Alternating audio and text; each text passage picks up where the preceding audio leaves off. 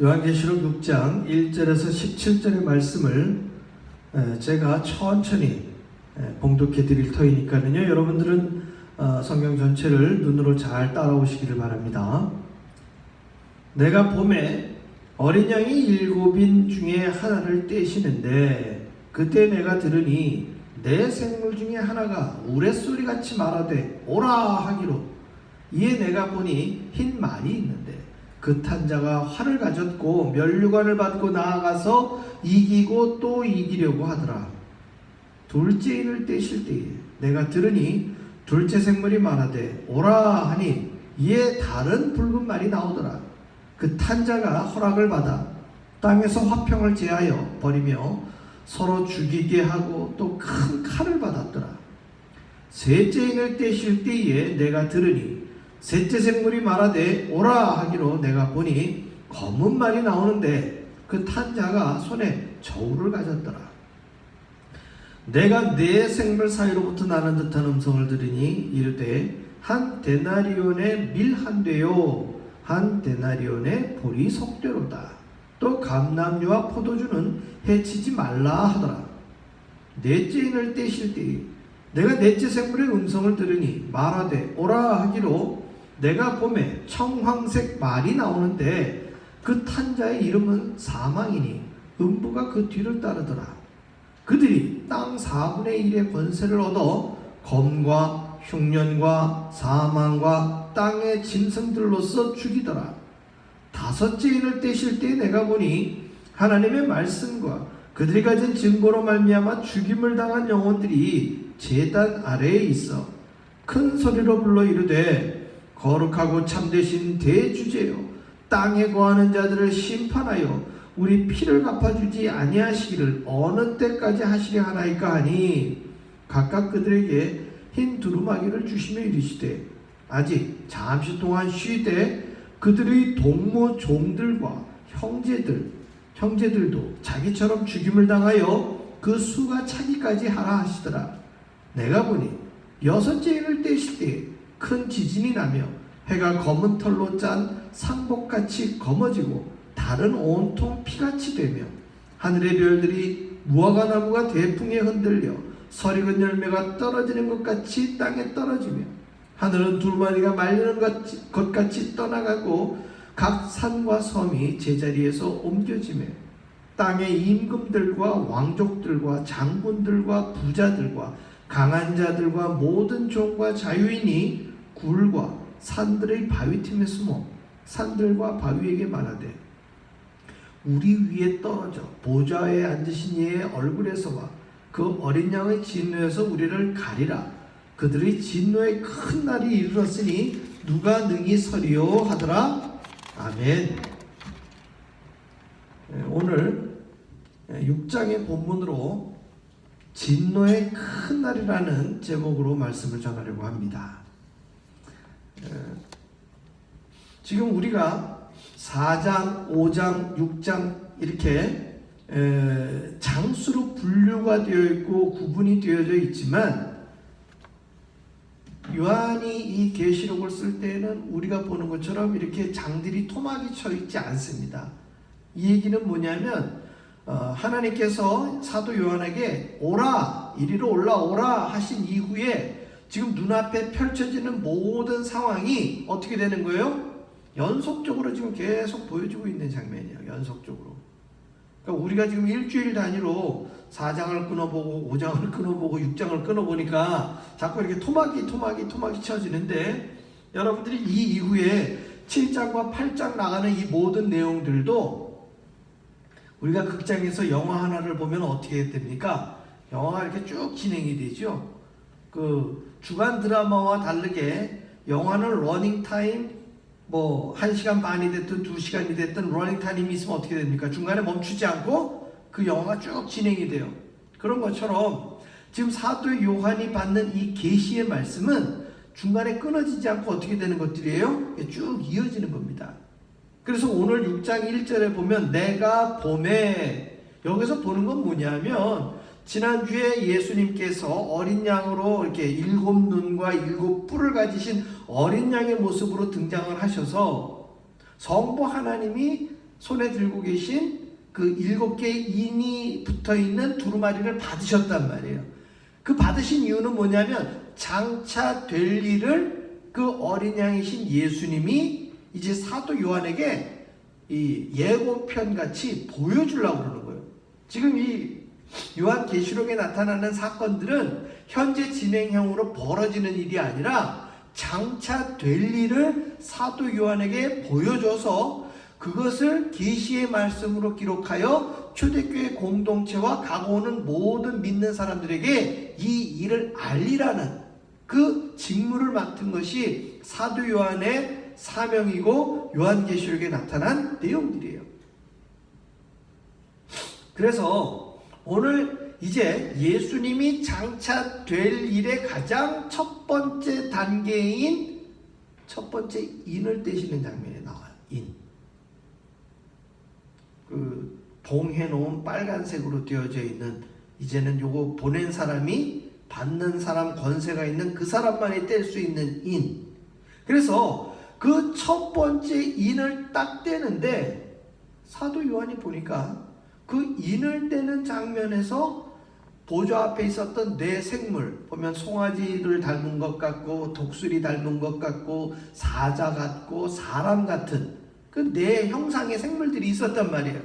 그 생물 중에 하나가 오라 하면서 이렇게 크게 외치니까 갑자기 저 어느 한편에서 하얀 말을 탄 천사가 휙 하고 등장을 한 거예요. 그러니까 그 천사, 흰 말을 탄 천사는 어디로부터 왔는지는 모르지만 어쨌든 네 생물 중 하나가 인을 뗄 때에 등장하는 등장인물이 되는 거예요. 그래서 이 모든 형상은 입체적으로 나타나는 것이지 이 불쑥불쑥 솟아오르는 장면들이 아니에요. 입체적으로 나타나는 장면이에요. 그래서 그 흰 말을 타고 등장을 하는데 그 흰 말에 타 있는 존재가 활을 가지고 있다는 거예요. 큰 활. 그리고 면류관을 받고 나아가서 이기고 또 이기려고 하더라. 여러분, 이기고 또 이기려고 한다는 얘기는 뭐 같아요? 뭔가 전쟁에 준한 활을 가지고서 화살을 쏘면서 전투하는 장면을 우리가 볼 수가 있어요. 특히 뒤에 나오는 천사와 뒤에 나오는 말탄자와 다르게 뒤에 나오는 말탄자는 큰 칼을 가졌는데 지금 앞에 나오는 이 천사는 활을 가졌어요. 옛날 이 전쟁을 할 때에 우리가 옛날 사극이라든지 전쟁 영화를 보게 되어지면 일반 병사들은 그저 앞이 삐죽한 창을 가지고 있다면 되게 큰 칼을 가진 사람은 누구예요? 그 병사들을 지휘하는 장수급들이 큰 칼을 가지고 있어요. 장수들이. 그 장수들은 기운도 좋고 무예가 출중하죠. 그런 존재들이 큰 칼을 갖고 있는데 그럼 활은 누가 가지고 있냐라는 거예요. 활. 물론 궁수들이 가지고 있겠죠. 궁수는 뭐냐 하면 앞에 일반 보병들이 창을 들고 전진한다면 궁수는 되게 가까이서 싸우는 존재들이 아니라 뒤쪽에 있어요. 뒤쪽에. 그런데 우리 옛날 고구려 우리 신화에도 보면 주몽, 고구려를 처음 창건한 주몽이 활을 잘 쏘는 존재로 등장을 합니다. 이 활을 가진 자는 권위가 있는 사람을 의미해요. 우리 조선을 처음 건국한 이성계도 이 활을 굉장히 잘 쐈습니다. 활. 그래서 어느 나라가 됐든 그 건국을 이루는 왕의 존재들, 굉장히 중심에 있었던 핵심 인물들이 활과 칼과 창을 다 잘 사용을 하는데 그 중에 제일 잘 쓰는 무기가 뭐냐? 이 활이에요. 그래서 활은 권위의 무기를 또 상징하는 존재예요. 칼은 장수라면은 활은 왕이 지니고 있는 그러한 무기라고 생각하시면 돼요. 그래서 이 첫 번째 하얀 말, 아시다시피 말의 색깔들이 많이 있지만 또 되게 흰 말은 가장 고귀한 어떤 권위 있는 사람들이 타는 말의 색깔이거든요. 그래서 첫 번째 인을 떼고 첫 번째 인을 뗄 때 등장하는 첫 번째 하얀 말, 그 하얀 말을 탄 존재가 활을 들고 있다. 이것은 사도 요한에게 보여줄 때 지금 이 첫 번째 등장하는 사람이 권위가 있는 사람이에요. 권위가 있는 존재인데 이 활을 가지고 이기고 또 이기려고 한다는 거죠. 그 얘기는 뭐냐면 지금 어지러운 세상을 이 권위 있는 존재가 어떻게 하는 거예요? 정리하는 장면을 보여주는 거예요. 흡사 초대교회 공동체가 힘들고 어려운 상황 가운데 국지적으로는 정치와 또 국방에, 그 당시 로마가 다스리고 있지만 로마가 다스릴 때 전쟁이 하나도 없었느냐? 그렇지 않죠. 제국주의 시대에서 제국이라는 것은 힘의 논리를 가지고 약소민족들을 어떻게 하는 겁니까? 전쟁을 통해서 정복을 하는 거예요. 그렇기 때문에 이 분쟁이 있고 전쟁이 연속되어지며 약한 사람들이 핍박받는 그 세대 가운데에 그러한 모든 분쟁을 이 흰 말을 탄 존재가 어떻게 하는 거예요? 싹 정리를 하는 것을 보여주는 것이죠. 두 번째는 붉은 말이 등장을 합니다. 이 붉은색은 여러분 우리가 붉은색으로 가장 먼저 떠오르는 건 뭐가 있어요? 붉은색 하면 떠오르는 거.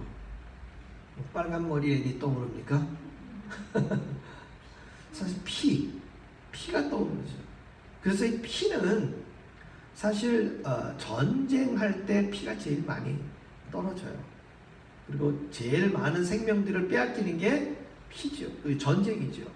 그래서 붉은 말이 등장을 했다라는 것은 전쟁을 상징하는 부분이에요.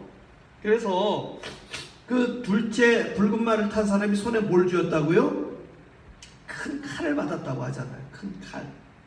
그래서 두 번째 등장하는 이 인을 뗄 때 등장하는 이 붉은 말과 칼을 받은 사람들은 그 이후에 또 전쟁이 이어지는 부분들을 보여준다는 것이죠. 오늘날 우리가 2020년을 지금 살아가고 있는데 지금 아시다시피 이 요한계시록이 선포되어졌던 시기는 서기 100년이 채 안 되는 그런 시간대예요. 서기 90년에서 100년 사이란 말이에요. 그러면 이 요한계시록이 보여지던 시대와 우리가 지금 있는 시대에는 약 몇 년의 갭이 있어요? 어림잡아 그죠? 한 2000년 우리가 잡을 수 있는 거 아니겠습니까? 1900년. 많이 써주면 1900년 정도.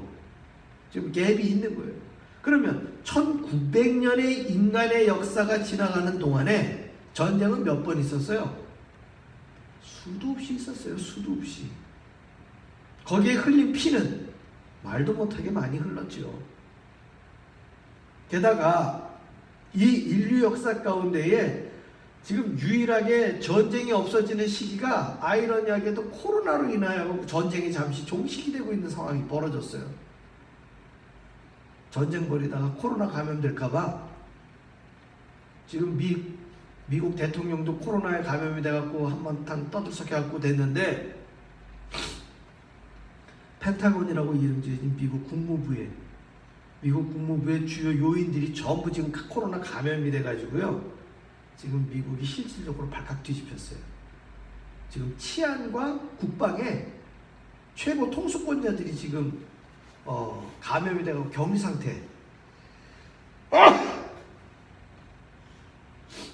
그래서 내부적으로는 이 펜타곤에 지금 코로나 감염 확산된 것이 사실상 트럼프 대통령이 감염된 것보다 실질적으로 더 위험한 상황이라고 뉴스에 지금 나오고 있죠. 그게 지금 현재 미국 상황이에요.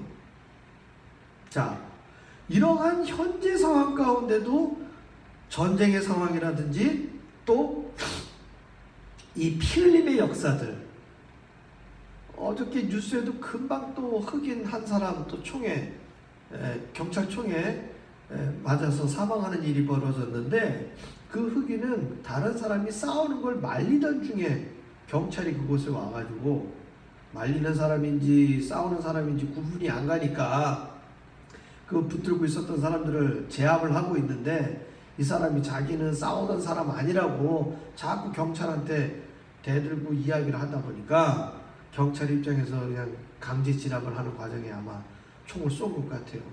결국 그 사람이 또 사망을 하는 바람에 지금 또 굉장히 어수선해진 상황들이 있습니다. 무슨 얘기냐면 우리가 살고 있는 현 세대 가운데에서도 피 흘림의 역사는 계속 어떻게 되고 있어요? 반복돼서 나타난다는 것이죠. 자, 세 번째 인을 떼십니다.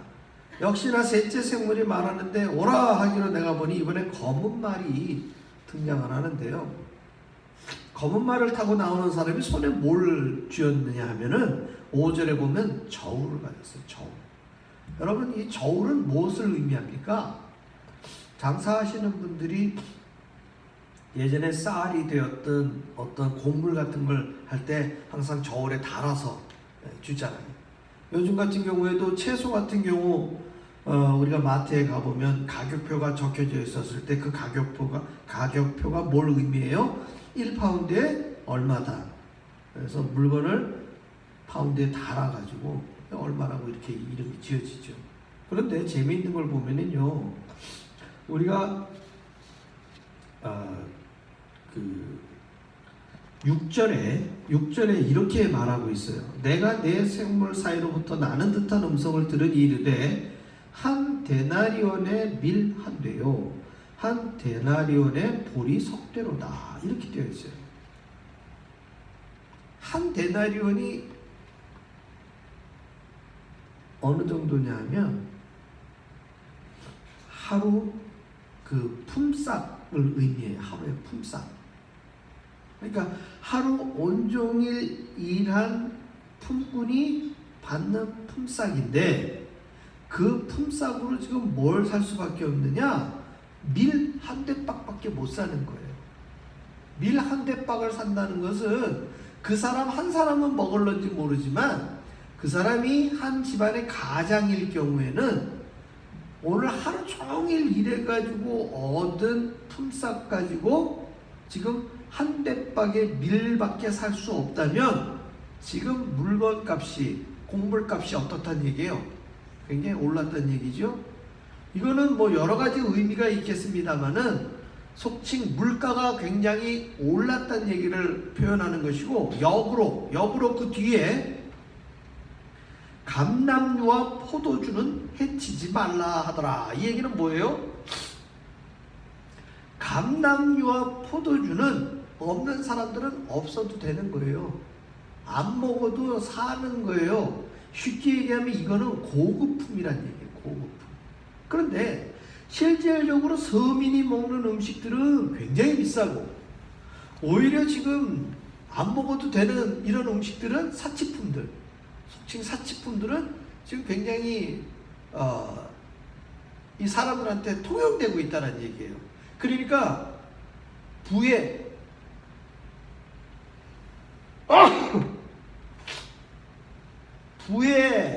편제가 빈익빈 부익부의 극을 달리고 있는 거예요.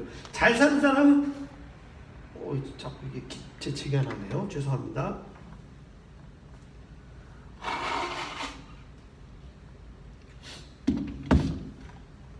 잘 사는 사람들은 자기들 돈 갖고 사치를 누리면서 사는데, 가난한 사람들은 지금 어떻게 하는 거예요? 하루 벌어서 하루 먹기도 힘든 상황을 지금 이 넷째 인을 뗄 때의 상황이 보여주고 있다는 것이에요.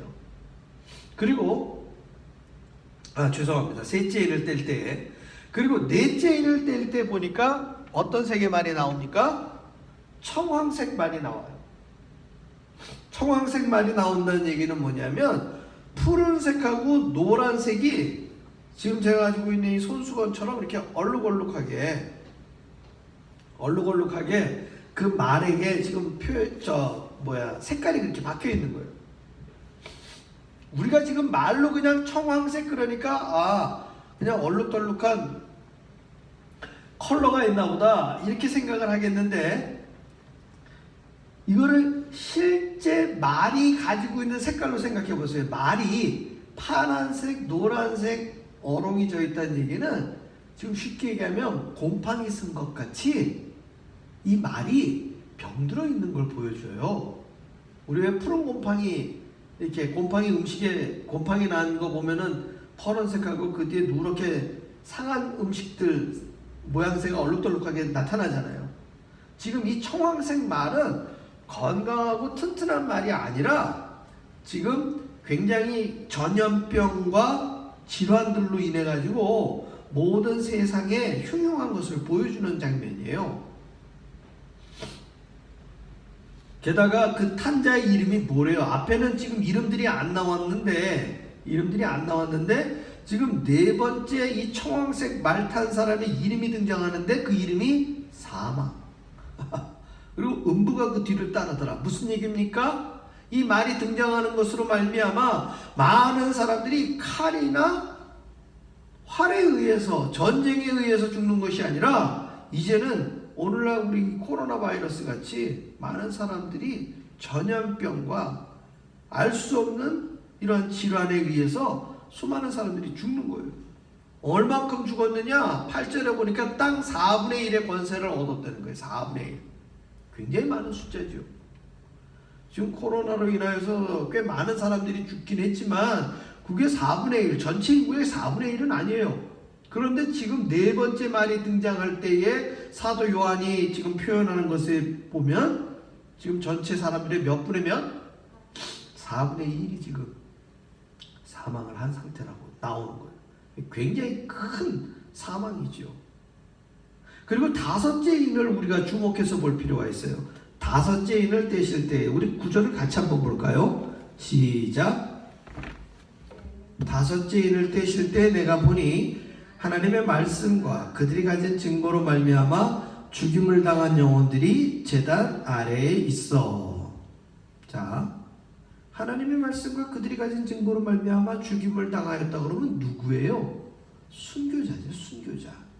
어느 시대의 순교자냐? 지금 사도 요한이 살고 있는 시대 가운데에 그 전반부에, 즉 우리가 아는 야고보를 필두로 해가지고서 사도들도 순교를 당했고, 사도행전 7장에 보면 스데반도 순교를 당했고, 이름 모를 수많은 사람들이 다 어떻게 되고 있어요? 순교를 당하고 있는 거예요. 그런데 그 뒤에 보면 우리 주님이 이렇게 이야기를 하십니다. 10절에 큰 소리로 불러 이르되 거룩하고 참되신 대주제여 땅에 거하는 자들을 심판하여 우리 피를 갚아주지 아니하시기를 어느 때까지 하시려 하나이까 하면서 기도를 했더니 11절에 각각 그들에게 흰 두루마기를 주시며 이르시되 아직 잠시 동안 쉬되 그들의 동무종들과 형제들도 자기처럼 죽임을 당하여 그 수가 차기까지 하라 하시더라. 참 이 대목을 보면 아쉬운 장면이에요. 사실 우리 주님이 어떻게 순교자들이 더 죽어야 하나님 때가 온다는 말인가? 우리가 문자를 직설적으로 보면 그런 내용이 되는 거예요. 그런데 우리가 이 부분을 두 가지로 한번 봅시다. 첫째는 사도 요한이 그 내 생물과 천사들이 만만이요 천천이었던 천사들이 찬송을 할 때 그 앞에 보니까 검은 고가 들어 있었고 이 향이 피어오르는데 그 향은 뭐라고 그랬어요? 성도들의 기도라고 그랬거든요. 그 성도들의 기도 중에 하나가 지금 어떤 대목으로 나왔어요? 순교자들의 기도가 담겨 있었어요. 그렇죠? 그 얘기는 뭐냐면 성도들이 하는 기도가 맨날 뭘 주시옵소서 믿습니다 이 기도만 있는 게 아니라 실질적으로 자기들의 생명을 바쳐서 믿음을 지키고 있는데 구원의 현실은 지금 눈앞에 당장 나타나지 않는 거예요. 그러다 보면 순교자가 나온 가족들 입장에서는 얼마나 안타깝습니까? 그리고 지금 아직까지 생명을 잃은 것은 아니지만 감옥에 갇혀 있거나 붙들려간 상황에서 생사를 알 수 없는 그러한 가족들이, 믿음의 가족들이 얼마나 많이 있겠어요. 그러한 상황 속에서 그들이 할 수 있는 기도가 지금 하나님 전에 다 올라오고 있는 거예요. 그런데 하나님이 그들을 향해서 이렇게 얘기를 하시는 것이죠. 그 수가 차기까지 하라 하시더라. 오늘날 우리가 기도하고 있는 1900년에서 2000년이 지난 지금까지도 우리는 뭐하고 있어요? 예배하고 기도하고 있고, 하나님은 아직, 성자 하나님은 심판해 주러 오시지를 않았어요.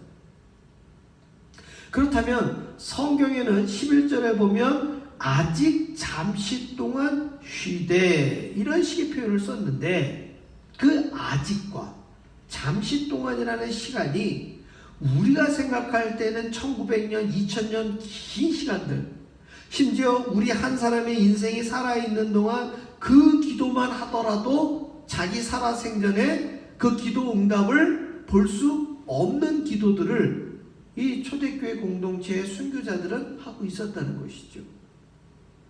여기에서 그럼 여러분들에게 한번 여쭤보겠습니다. 주님이 말씀하시는 아직이라는 시간은 얼마나 걸려야 될까요? 주님이 이야기하는 잠시라는 시간은 얼마만큼의 시간을 의미할까요? 간단한 예를 보면 베드로는 주 앞에 천년이 잠깐 흘러가는 시간과 같다고 그래요.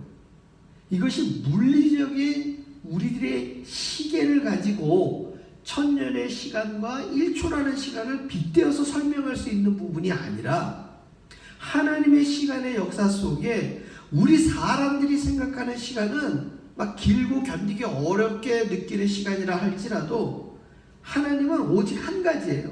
더 많은 사람들의 영혼을 어떻게 하시고자? 구원하시고자 이 시간을 기다리고 계시는 거예요.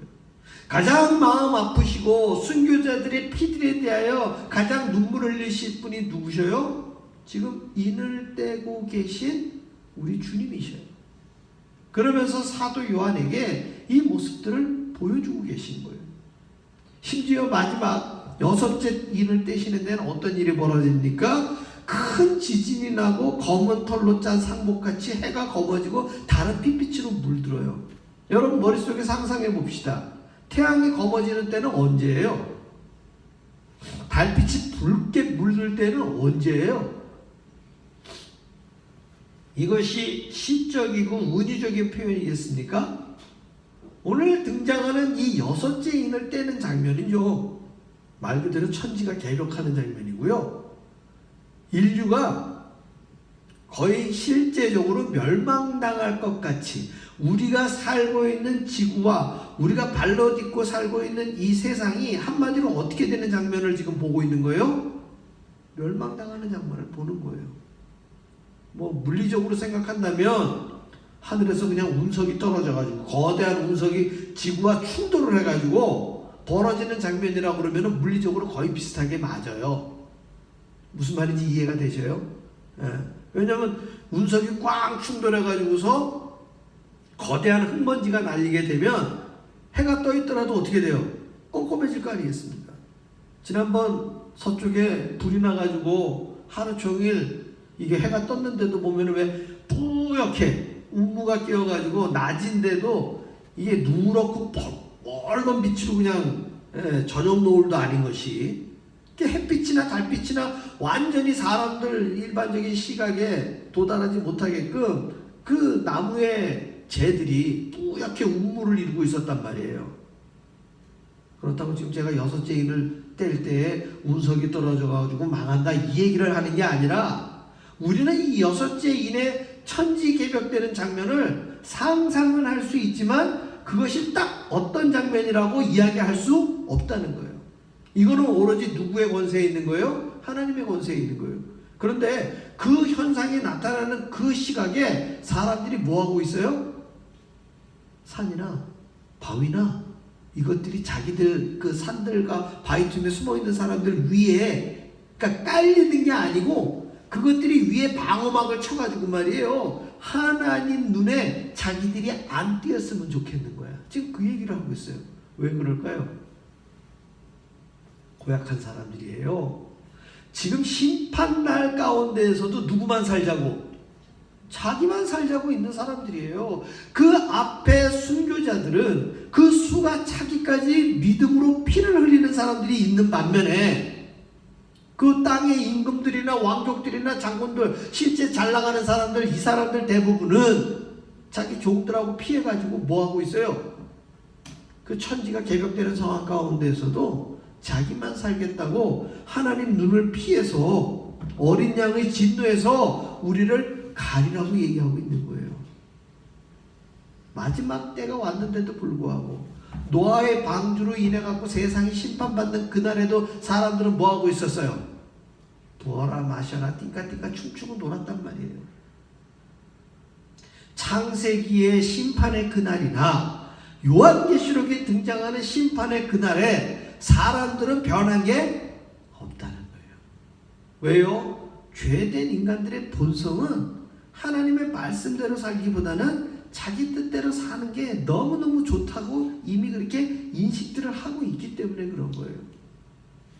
제가 이 요한계시록을 공부하면서 성경책도 보고 다양한 책들도 보지만 요즘에 워낙 이 인터넷에 많은 장면들이 나오길래 한번 또 검색을 해봤더니요, 100가지를 보면 99가지가 엉뚱한 소리 하고 있어요. 그러니까 제가 드리고 싶은 얘기는요, 여러분 성경책을 주대로 보되 이 요한계시록에 나타난 이야기들에 대해서 이렇게 설명해 놓은 것들, 인터넷에 나오는 것들은요 그냥 안 믿으시는 게 나아요. 특히나 이쪽에 관련된 얘기는 누가 제일 많이 해놨느냐? 신천지가 제일 많이 해놨어요. 신천지가. 왜? 이만희 교주가 이기는 자라고 선포가 되어져 있기 때문에. 그래서 여러분들이 필터링 없이 이 요한계시록에 관련된 내용들을 보게 되면 신천지 자료를 보는 확률이 굉장히 높아요. 얘들이 타이틀을 신천지 해갖고 해놓으면은 교회 사람들이 안 보니까 아예 타이틀은 없앤 상태에서 만들어 놔요.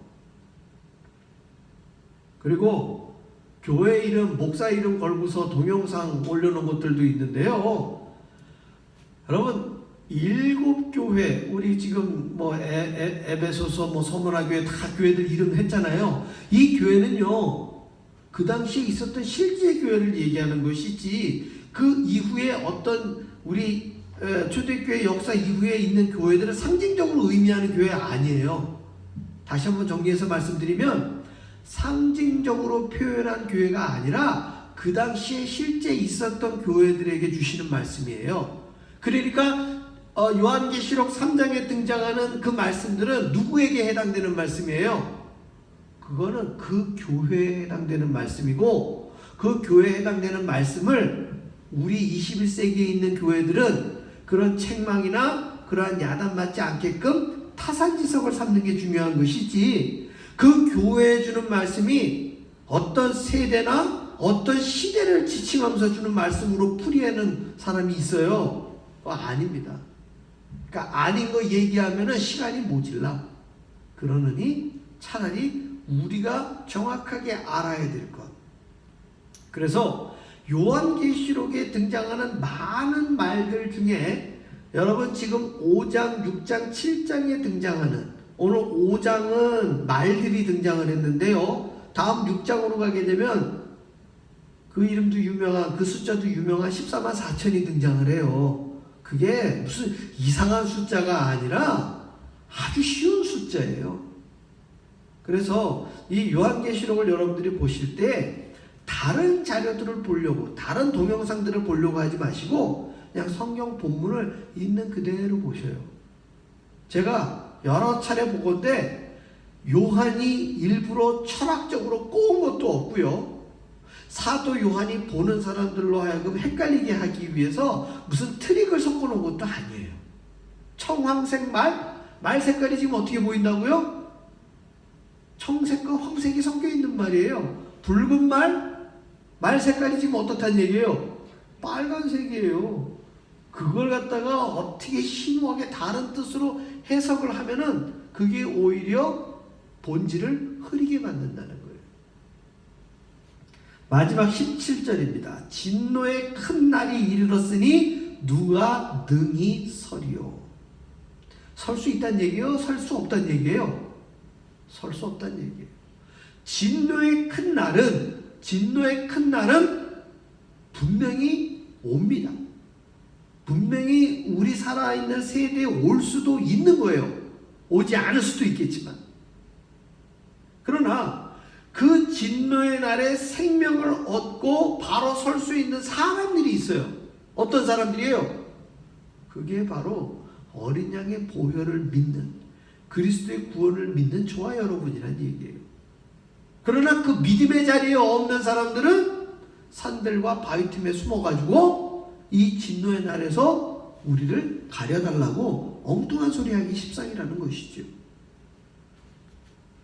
요한이 정말 귀하게 준 이 계시록의 말씀들, 정말 물리적으로만 본다면 전쟁이 터지고 전염병이 돌았던 우리 인류 역사를 놓고 보면 그런 시간들이 많이 있었단 말이에요. 코로나 상황 이전에 유럽에 패스트가 퍼졌을 때 유럽 인구의 3분의 1이 죽었습니다. 지금 코로나는 될 것도 아닐 정도로 많은 사람들이 죽었다는 얘기죠. 그럼에도 불구하고 그게 종말의 때가 아니었거든요. 오늘날 역시도 마찬가지예요. 이 자본주의 시대 속에서 필리핀 부익부가 판을 치고 있고 지금 코로나 바이러스로 인해서 온 세계가 두려움에 떨고 있지만 이것이 요한이 이야기하고자 하는 끝은 아니라는 거예요. 그런데 이 시기를 틈타서 얼마나 또 많은 사람들이 지금 종말의 때라고 설치고 나오는지 모르겠어요. 제가 한글로만 보니까 한국 사람들 떠드는 것만 봤지 영어로 떠들고 독일어로 떠들고 다른 나라 언어로 떠드는 사람이 얼마나 많겠습니까? 여러분 흔들리지 마시고 유혹되지 마시고 이 말씀에 집중해서 진노의 큰 날에 주의 도우심을 받아 우뚝 설 수 있는 저와 여러분 되시기를 주의 이름으로 축원합니다. 기도하겠습니다. 하나님, 오늘도 우리 가운데 역사하시는 주님의 음성을 우리가 듣기를 소망합니다. 내 생물이 오라 하고 큰 소리로 부르짖었을 때에 눈앞에 나타난 그 말들을 바라볼 때 사도 요한은 어떤 생각이 들었을까 궁금해지기도 합니다. 또한 그 말들이 등장하여 정말 상상할 수도 없는 큰 일들을 그 사도 요한의 눈앞에 펼쳐졌을 때에 요한은 묵묵히 그 내용들을 바라보며 우리가 바라보는 계시의 글들을 남겼고 그 시대의 순교자들의 기도를 오늘 우리로 하여금 듣게 만들었습니다. 아버지 하나님, 모두가 힘들다가 오는 이 21세기에 우리는 하나님 앞에 어떤 기도를 하고 있는지요? 우리의 기도와 우리의 소망이 이 순교자들의 핏값처럼 핏값 주고 사시는 우리 교회를 세우고 우리의 믿음을 세우고 우리의 신앙을 세우는 우리들의 부르짖음이 하나님 앞에 향기로운 제사로 올려지기를 소망합니다. 먹는 것, 입는 것, 잠자는 것으로 믿지 않는 자들과 동일한 기도를 하는 것이 아니라 먼저 그 나라와 의를 향하여 부르짖을 수 있는 저희들의 모든 기도 생활 되게 하여 주시옵소서. 예수님 이름으로 기도합니다. 아멘. 하늘에 계신 우리 아버지여, 이름이 거룩히 여김을 받으시오며 나라의 마옵시며 뜻이 하늘에서 이루어진 것 같이 땅에서도 이루어지이다. 오늘날 우리에게 일용할 양식을 주옵시고 우리가 우리에게 죄진 자를 사해준 것 같이 우리 죄를 사하여 주옵시고 우리를 시험에 들게 하지 마옵시고 다만 악에서 구하시옵소서. 되게 나라와 권세와 영광이 아버지께 영원히 있사옵나이다. 아멘.